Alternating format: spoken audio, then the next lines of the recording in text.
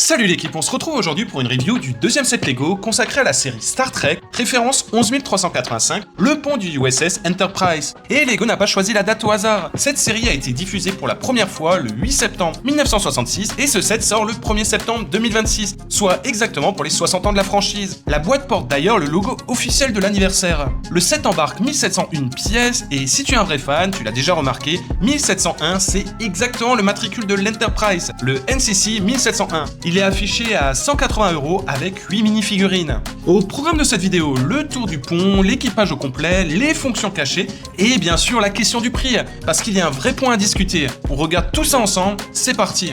Espace, frontière de l'infini.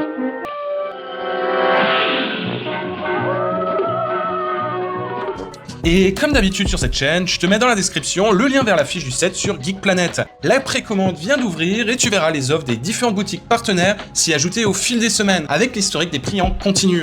Commençons par la carte d'identité. Il s'agit là du pont de l'USS Enterprise NCC 1701, référence 11385 dans la gamme Lego Icons. Avec ses 1701 pièces, c'est un modèle avant tout destiné aux adultes. Et le choix de Lego est assez intéressant ici. On n'achète pas une maquette du vaisseau, on achète son cœur. Le pont au complet, avec en bonus la salle de téléportation. Le tout est construit en sections modulaires qui s'agencent comme tu veux, tu peux déployer le décor pour exposer l'intérieur ou le refermer sur lui-même. Visuellement, on est immédiatement dans la série. Les parois alternent le gris et ce mauve typique des années 60, les consoles sont couvertes de cadrans multicolores et les sièges reprennent la ligne d'époque.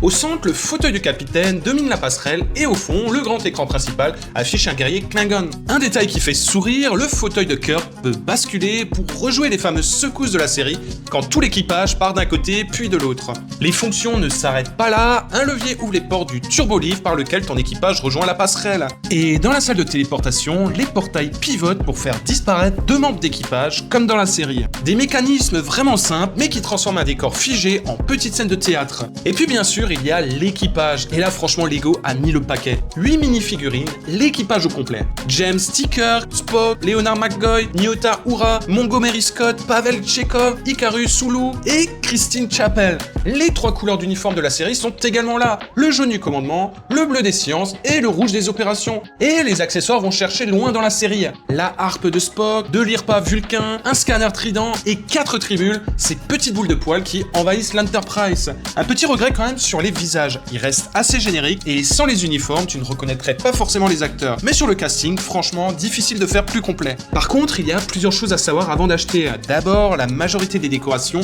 passent par des autocollants. On en compte une quarantaine pour seulement quelques pièces imprimées. Sur un set d'exposition à ce prix, je trouve ça très décevant. Ensuite, c'est l'absence de socle. Le décor ne repose sur aucune plaque de base et les sections se posent l'une à côté de l'autre sans rien pour les solidariser. Une fois en place, aucun souci, mais le jour où tu veux le déplacer, il faudra y aller section par section. Maintenant, il reste la question du prix. À 180 € pour 1701 pièces, on tombe à 10,6 centimes la pièce. On a fait le calcul avec notre indice de prix Geek Planet, la médiane de la gamme Icons tourne autour de 9,3 centimes et celle de tout le catalogue Lego autour de 10,8 centimes. Autrement dit, ce set est dans la moyenne générale du catalogue, mais il est légèrement au-dessus de ce qui se pratique dans sa propre gamme. Après, est-ce que c'est une dérive de ce set en particulier? Eh bien, on a comparé avec l'autre grand set Star Trek du catalogue, l'énorme Enterprise D, c'est 3600 pièces et c'est 380 €. Et bah, ça tombe exactement à 10,6 centimes la pièce, soit exactement le même tarif. Ce n'est donc pas ce nouveau set qui est mal placé, c'est plutôt la licence Star Trek qui se paie, tout simplement. Alors maintenant, pour qui est cette boîte? Si tu as grandi avec la série originale ou si tu veux marquer les 60 ans de la franchise, c'est le set évident. Le décor le plus iconique de la série, l'équipage au complet et des fonctions vraiment cool. Après, il reste quand même quelques bémols, notamment l'abondance d'autocollants, l'absence de socle et un prix un peu au-dessus de la moyenne de la gamme.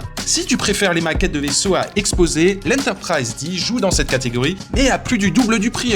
Dans tous les cas, entre le clin d'œil des 1701 pièces et le casting complet, on sent que ce set a été pensé pour les vrais fans. Côté disponibilité, le set est en précommande sur la boutique officielle Lego pour une sortie le 1er septembre 2026. Les autres enseignes devraient suivre après le lancement et dès que leurs offres tomberont, tu les verras arriver directement sur le site de Geek Planet. Je te mets d'ailleurs dans la description de cette vidéo la fiche du set pour garder un œil sur son prix, ainsi que toute la collection Star Trek du site. Dis-moi en commentaire si tu préfères ce pont à taille de mini-figurine ou plutôt la grande maquette qui était sortie il y a un an. Et bien sûr, n'oublie pas de t'abonner si tu veux suivre les prochaines reviews. À très vite.